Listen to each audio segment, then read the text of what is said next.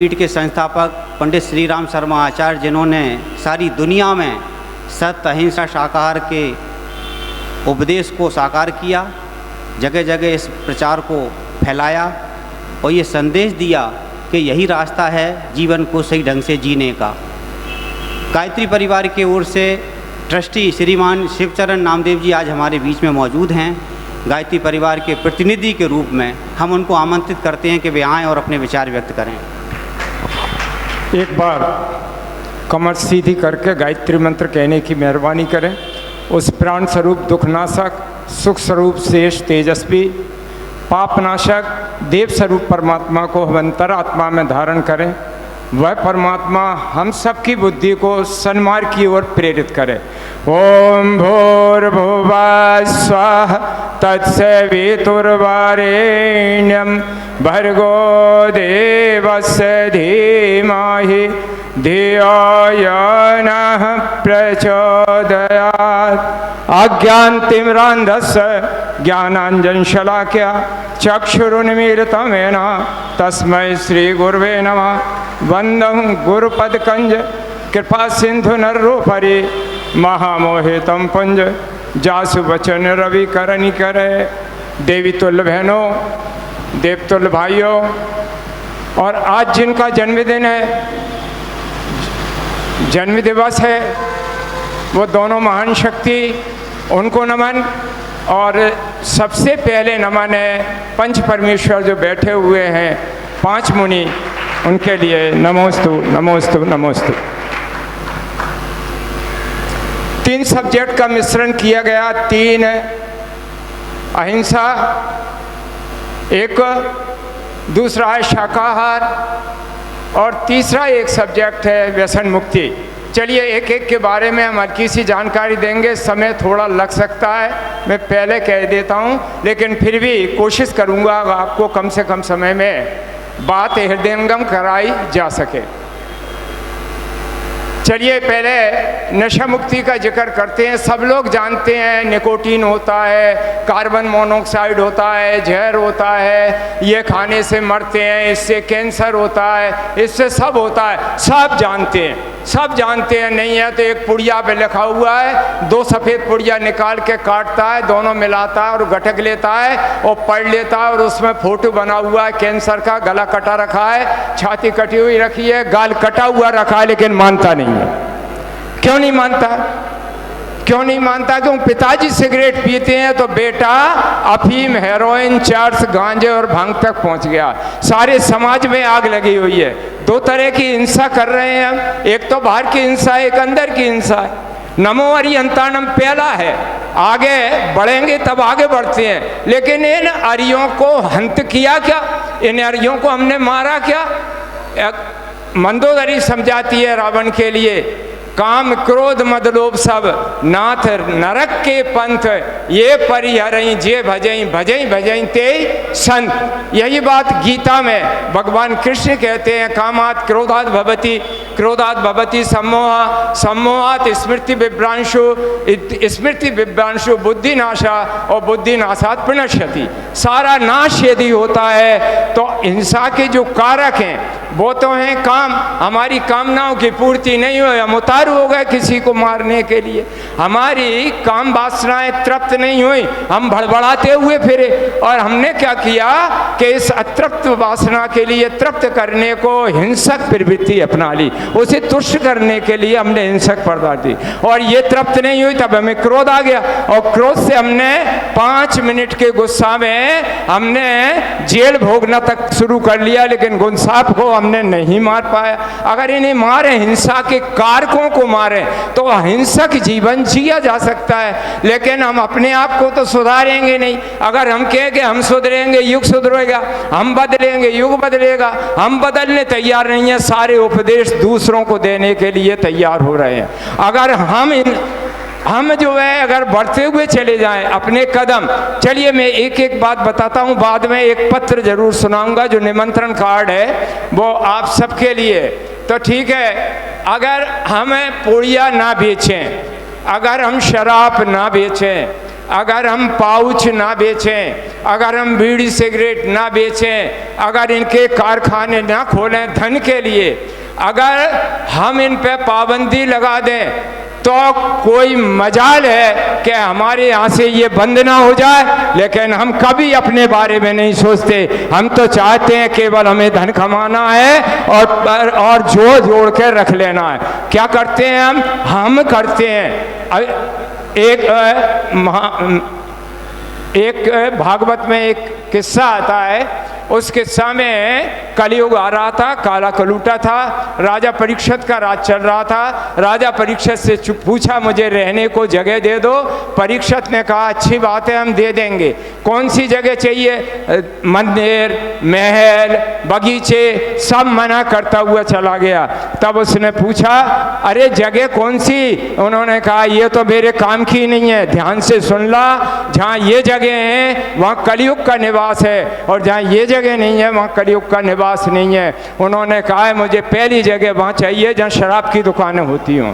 अगर शराब की दुकानें खुली हैं तो मैं वहाँ रह जाऊंगा, ताकि लोग बाग आएंगे, मैं उन्हें लड़ाऊंगा, मराऊंगा, सब कुछ करता रहूंगा और उनका पतन कर दूंगा, घर बिकवा दूंगा, मकान बिकवा दूंगा, जमीन बिकवा दूंगा, बेइज्जती करवा दूंगा।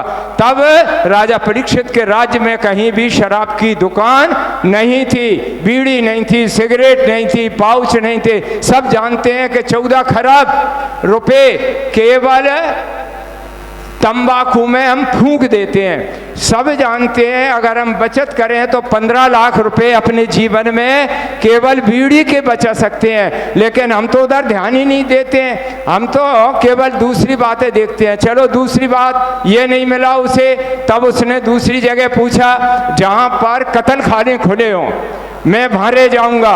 तो राजा परीक्षित के राज्य में एक भी कत्ल खाना नहीं था। आज जैसी बात नहीं थी कि जहाँ देखो था मीट की दुकान, जहाँ देखो था अंडे की दुकान, जहाँ देखो था काटा पीटी, जहाँ देखो क्रूर हृदय, कठोर हृदय। और जब हमें ये बनाना होती है तब हम ऐसी दुकानें खोल देते हैं और इन्हें अलाउ कर देते हैं और सबको प्रेरित करते हैं कि ताकत इससे आएगी, ताकत गोभी से नहीं आएगी, ताकत आलू से नहीं आएगी, ताकत जो है फल से नहीं आएगी, ताकत जूस से नहीं आएगी, ताकत दूध से नहीं आएगी, ताकत दही से नहीं आएगी, और इससे ताकत आ जाएगी।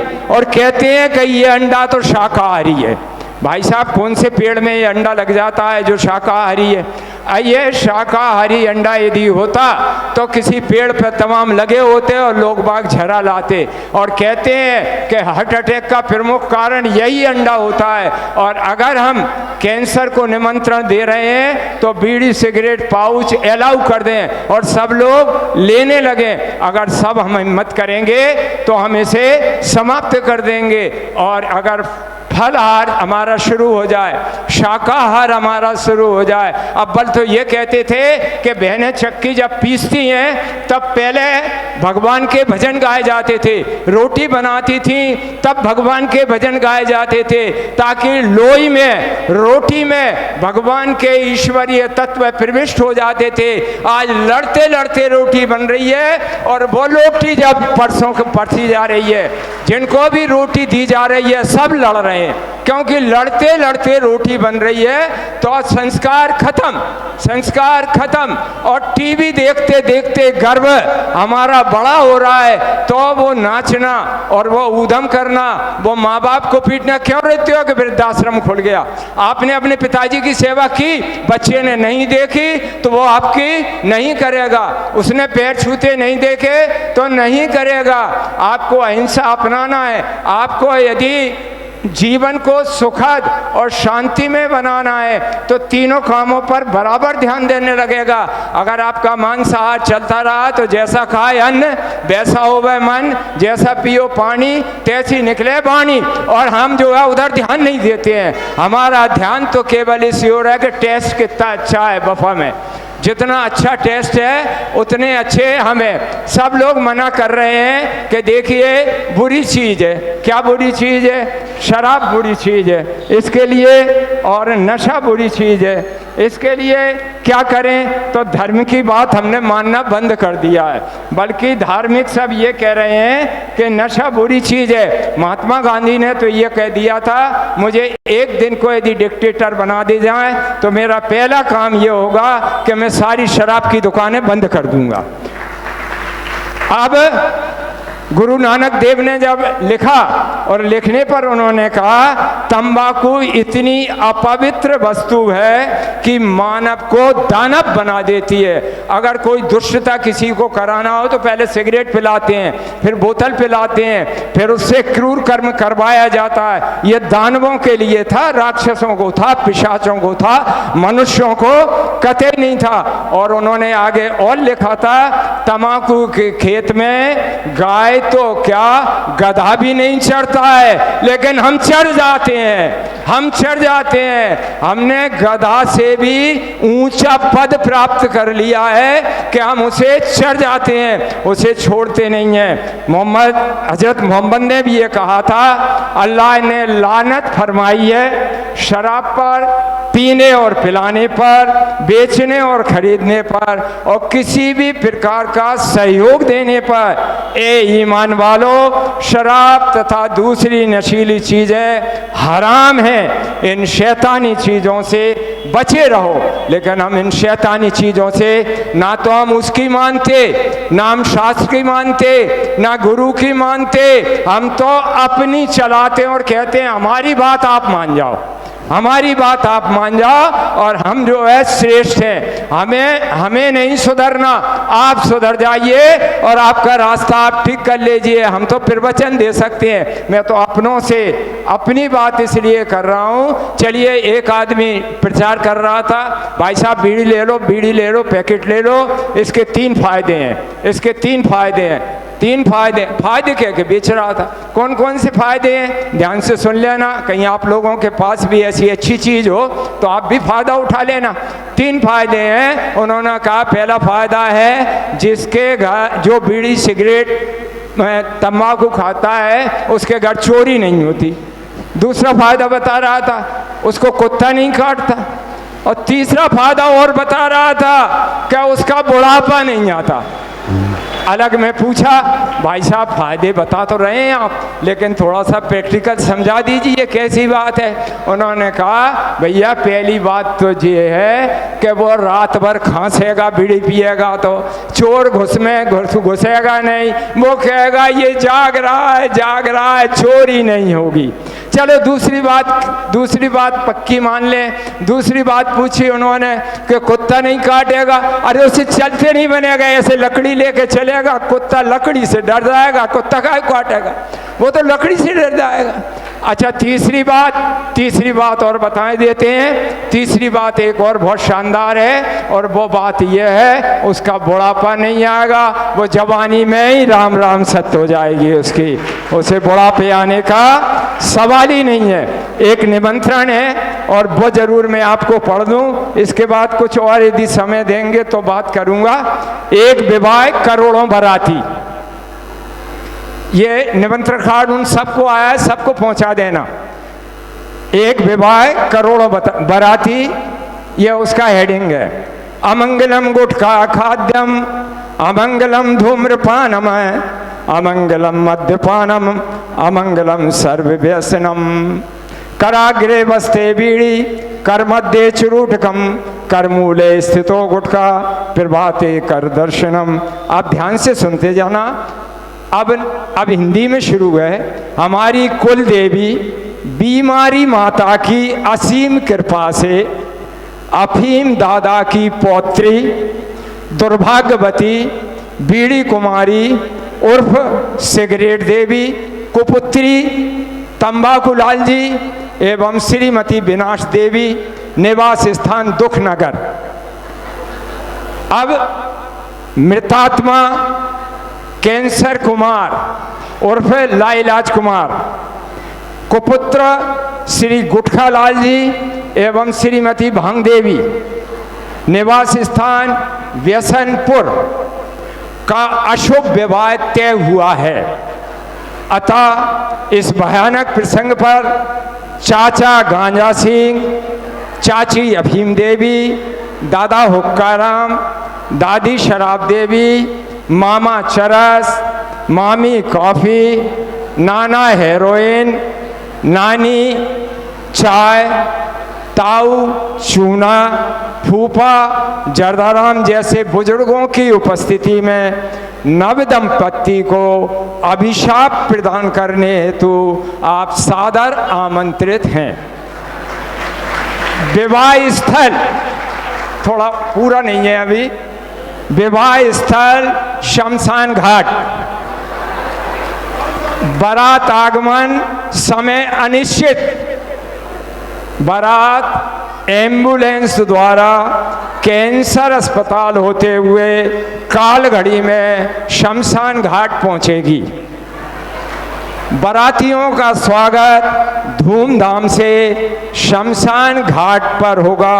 यमराज महोदय का आशीर्वाद मुफ्त मिलेगा।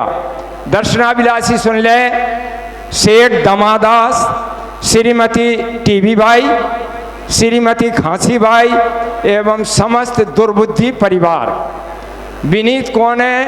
ठर्रा कुमारी और कब्जी देवी और पिच्चू थूथू परिवार।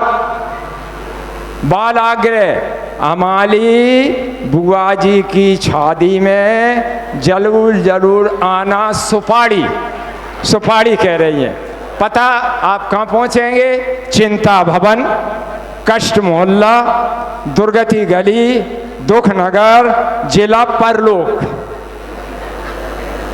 ये एक निमंत्रण कार्ड है, वो दिया हुआ है। यदि आप चाहें तो शादी में पहुँचें और ये सारी चीज़ों को आप अपने जीवन में उतार लें। और एक बात ज़रूर है, जो जीवन में उतारेगा बहुत अच्छे अस्पताल में रहता है। पत्नी उसके तकिया के नीचे बैठी रहती है, रोती रहती है, दवाइयाँ ढूंढती रहती है। बच्चे नंगे भूखे घर पर रहते हैं और वो घूमते रहते हैं। उनके परिवार के लोग पैसा जुटाने में और पैसा जुटा के घर बेच देते हैं और जब ये चले जाते हैं तब बच्चे झाड़ू लगाते फिरते हैं। यदि आप चाहें तो नशा को समाप्त कर देना, आप चाहें तो हिंसा को समाप्त कर देना। अगर नमो अरिहंतानम, केवल अरि माने दुश्मन, हंतानम माने मारने, जिनको हम नष्ट करते हैं, मारते हैं, तो ऊपर के कौन से हैं? ये तीन जो बड़े दुश्मन बनाए थे। एक था व्यसन, एक था मांसाहार और एक था हम कौन सी चीज़, तीन सी चीज़ तैयार कर रहे हैं। ये तीनों चीज़ें जो तीनों सब्जेक्ट है ना, इन तीनों चीज़ों के ये बाहरी दुश्मन है और अंदर है काम क्रोध मद लोभ सब, नाथ नरक के पंथ ये परिहरई ते भजई, भजई ते संत। अच्छी बात आप जीवन में उतारें और बुरी बात हो मुझे वापस कर दें। धन्यवाद, साधुवाद। अंतिम एक और था, एक शराबी जा रहा था, अपने घर पहुंच रहा था, खम्भे से टकराया, जोर से उसमें देता है, क्यों बे हटता नहीं है? दोबारा सिर फोड़ दिया, क्यों बे हटता नहीं है? अब वो तो पिए हुआ था, उसे खम्मा दिख रहा था, बहुत बड़ा आदमी, क्यों बे हटता नहीं है? नहीं हट रहा। तो वो क्या हुआ कि पुल के पास में वो खम्मा था और उसे खम्भे का धक्का लगा, जोर से उसने दिया तो नीचे गिरा। वहाँ नाला था, नाले में एक भैंस पड़ी थी, भैंस उस नाले में पड़ी हुई थी। अब वो गिरा और गिरने के बाद उसने भैंस पे हाथ रखा, भैंस की पूंछ पकड़ ली और पूंछ पकड़ के आराम से कहता है, पप्पू की मम्मी रोज तो 2 चोटी करती थी, आज तो आपने 1 चोटी कर ली। धन्यवाद, साधुवाद।